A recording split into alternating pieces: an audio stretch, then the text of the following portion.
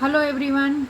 आज हम सीखने जा रहे हैं नया टॉपिक अभ्यास 5 समास परिचय जीएसीबी स्टैंडर्ड 10th। आगे बढ़ते हैं। Mainly there are 4 kind of compounds. देखिए, मुख्यतः 4 प्रकार के समास हैं इन संस्कृत: अव्ययीभाव, तत्पुरुष, बहुव्रीहि एंड द्वंद्व। Out of these, you have already studied in standard 9th 2 kind of compounds. 2 प्रकार के समास आप 9th स्टैंडर्ड में पढ़ चुके हैं, नेमली तत्पुरुष एंड द्वंद्व। तत्पुरुष और द्वंद्व समास हम 9th स्टैंडर्ड में पढ़ चुके हैं। Here you have to study कर्मधारय considered to be kind of तत्पुरुष कंपाउंड एंड बहुव्रीहि कंपाउंड्स। यहाँ पे आपको कर्मधारय समास पढ़ना है और बहुव्रीहि समास पढ़ना है। कर्मधारय समास है वो तत्पुरुष समास का एक पार्ट है। It is necessary to have some revision of some matters you have studied last year regarding compound before we start the study of karmadharaya in bahuvrihi. आप थोड़ा रिविजन कर सकते हैं। हम यहाँ पे बिफोर हम कर्मधारय बहुव्रीहि समास का परिचय लेने से पहले थोड़ा रिविजन कर लेते हैं। Read the following sentences carefully. सेवितव्य महान वृक्ष, फर्स्ट सेंटेंस। सेवितव्य महावृक्षः, second sentence. After reading these couple of sentences, it is understood that the 2 underlined words which are used in the first sentences are also used in the second sentence with the use of compound. देखिए, यहाँ जो 2 शब्द use करके एक sentence लिखा गया है ना, उसको दूसरे सेंटेंस में समास को यूज़ करके एक शब्द बनाया गया है, ऐसा यहाँ पे बोल रहे हैं। Here it can be seen that 2 noun words महान एंड वृक्ष, महान और वृक्ष जो वर्ड है, 2 शब्द है, are there in the first sentence. First sentence के अंदर 2 शब्द बताए गए हैं, महान और वृक्ष, and they have been use as different words. उसको डिफरेंट वर्ड 2 शब्दों में बताया गया है। And with them are added different suffix of case. जो विभक्ति है उसके सफिक्स जो लगते हैं ना, वो यहाँ पे दिया गया है। महान है जो वृक्ष, महान वृक्ष। ठीक है, आगे बढ़ते हैं। After that seeing in another sentence these 2 noun words have been used as one like महावृक्षः। एक शब्द को बनाकर समास को यूज करके एक शब्द में बनाकर इसको बताया गया है। With the use of compound, compound का यूज किया गया है, समास का यूज करके 2 शब्द को मिला के एक शब्द बनाया गया है। At the end of 2 nouns in that sentence only one suffix of case has been added. You have learned that the reason for this is compound. Compound का रीज़न यूज़ करने का रीज़न ही यहाँ पे यह है कि 2 शब्द को मिला के उसको एक शब्द में कन्वर्ट कर दिया जाए। ठीक है, तो आगे हम सीखते हैं जो हमें नए समास सीखने हैं।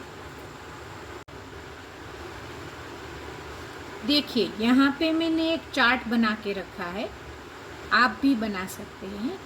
जब आप ये चार्ट बना के उसके एग्जाम्पल के साथ लिख कर रख देते हैं ना, तो आपको एग्ज़ाम के अगले दिन सिर्फ़ और सिर्फ ये चार्ट के जो रूल्स है, जो नियम है और उसके एग्जाम्पल मैंने दिया है, वो पढ़ के आप आसानी से एग्ज़ाम दे सकते हैं।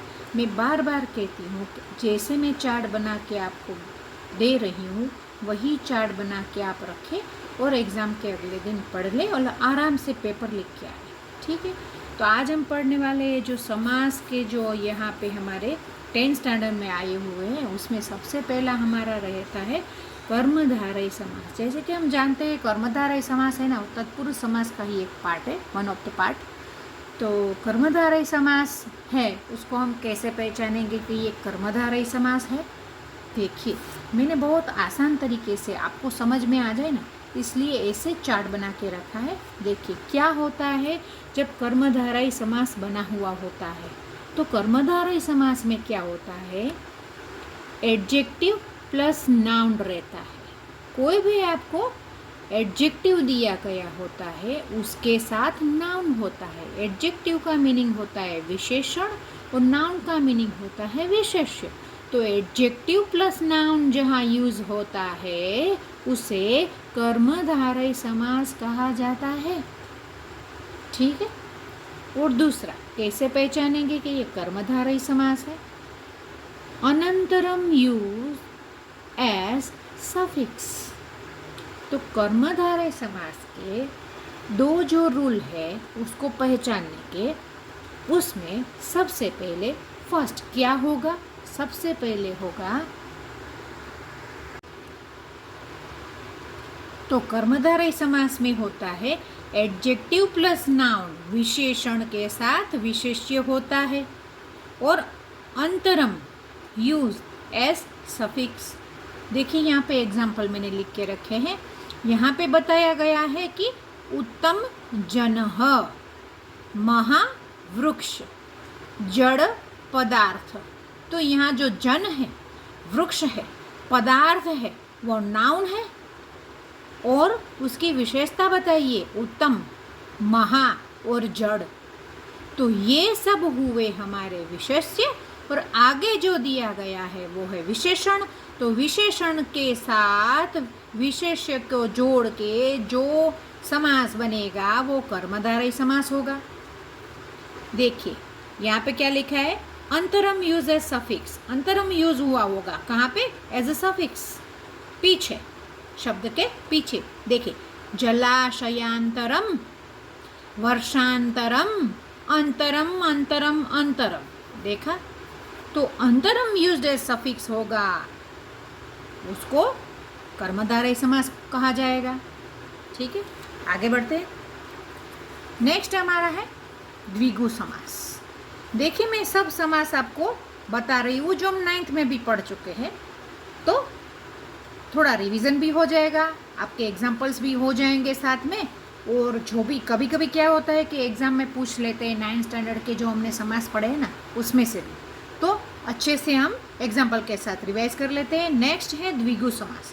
तो द्विगु समास को कैसे पहचानेंगे? तो नंबर प्लस नाउन होगा, जिसमें जिस शब्द में नंबर प्लस नाउन रहेगा उसे द्विगु समास कहा जाएगा। एग्जाम्पल है यहाँ पे नवरात्रि, पंचामृत, शतम पदानी, अष्टाध्याय। देखा, नंबर्स बताए गए। तो जिस समास में नंबर होंगे ना, उस समास को द्विगु समास से आप पहचान सकते हैं। नव 9, पंचा 5, शतम अष्टाध्याय, ये जो नंबर्स लिखे हुए हैं तो आपको तुरंत पहचान जाना है कि ये द्विगु समास ही है। नेक्स्ट हमारा कौन सा है?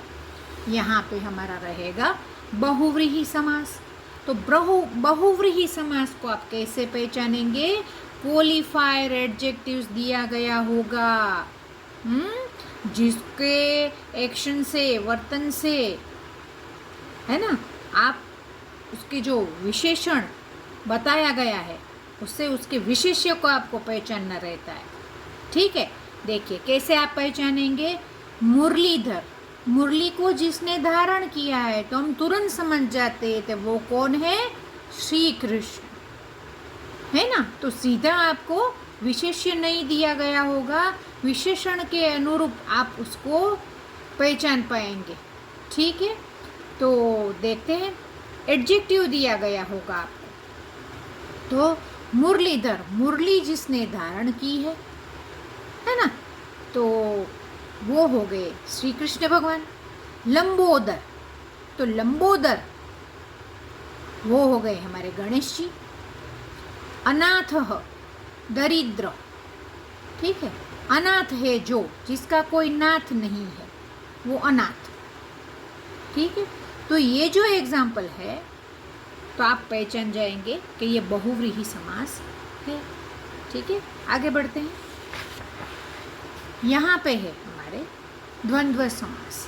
तो द्वंद्व समास को हम कैसे पहचानेंगे? तो देखिए द्वंद्व समास के दो पार्ट बन रहे हैं, समाहारा समास, समाहारा द्वंद्व और इतरेतर द्वंद्व समास। तो समाहारा द्वंद्व को कैसे पहचानेंगे? तो समाहारा द्वंद्व समास में प्रॉपर नाउन रहता है, प्रॉपर नाउन दिया गया होता है, और उसके एग्जाम्पल है राम लक्ष्मणो, भीमार्जुनो, सुनीत पुनीतो, है ना। तो आपको इसमें प्रॉपर नाउन दिए गए हैं। नेक्स्ट हमारा है इतरेतर द्वंद्व समास। इतरेतर द्वंद्व समास को कैसे पहचानेंगे? तो उसमें एनिमल्स के नाम होंगे, बर्ड्स होंगे, क्रिएचर्स होंगे, पार्ट ऑफ बॉडी रहेगा, एक्सेप्ट प्रॉपर नाउन के अलावा जो भी नाउन आपको रहेगा ना, वो द्वंद्व समास का ये इतरेतर द्वंद्व समास बनता है।